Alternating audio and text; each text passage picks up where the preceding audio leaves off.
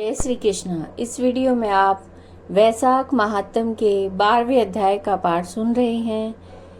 यम बोला, हे शंभो, हे ब्रह्मांड, मेरी बात सुनो। मेरा लोप हो गया।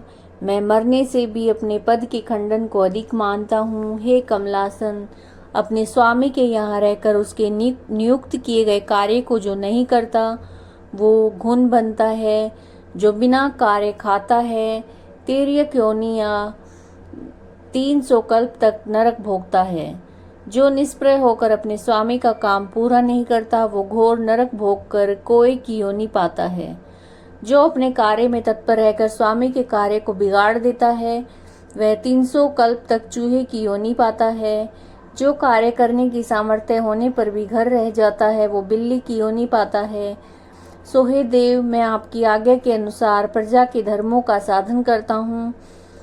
उनके कर्म अनुसार पुण्य और पाप कर्म को धर्मशास्त्र के जानने वाले मुनियों द्वारा भली भांति विचार करके कल्प के आदि वर्तमान में जो यातना होती है वो मैं देता हूँ। हे प्रभु, अब मैं आपके नियोग को करने में समर्थ नहीं हूँ, क्योंकि कीर्तिमान राजा ने पृथ्वी से आपको नियोग उखाड़ दिया है। इस राजा के भय से समुद्र पर्यंत सब पृथ्वी के मनुष्य वैशाख के कर्तव्यों और धर्मों का पालन करते हैं। प्रजा ने सब पितृश्वरों की पूजा, अग्निष्ठ होम आदि यज्ञ, तीर्थ यज्ञ आदि सब शुभ कार्य, सांख्य योग, प्राणायाम करना, होम, स्वाध्याय, नाम लेना तक छोड़ दिया है।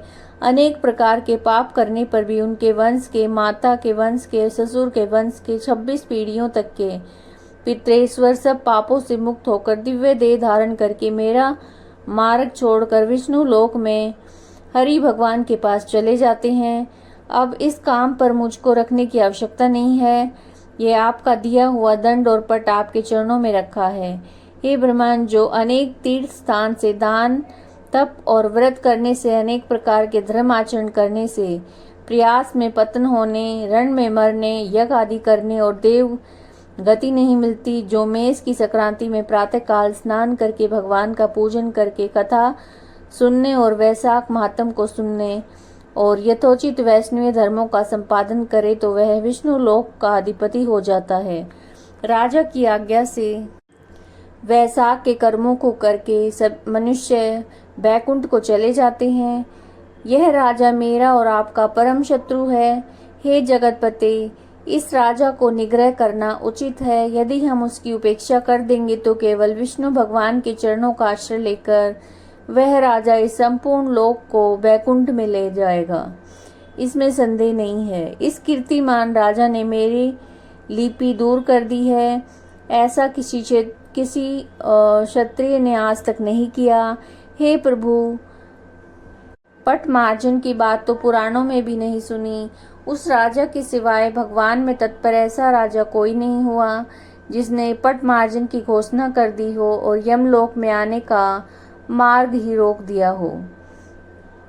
तो ये वैशाख महात्म का 12वां अध्याय आप सुन रहे थे। अगर वीडियोज आपको पसंद आ रहे हैं तो लाइक कीजिएगा, ज़्यादा से ज़्यादा शेयर कीजिएगा और चैनल को सब्सक्राइब कीजिएगा। जय श्री कृष्ण।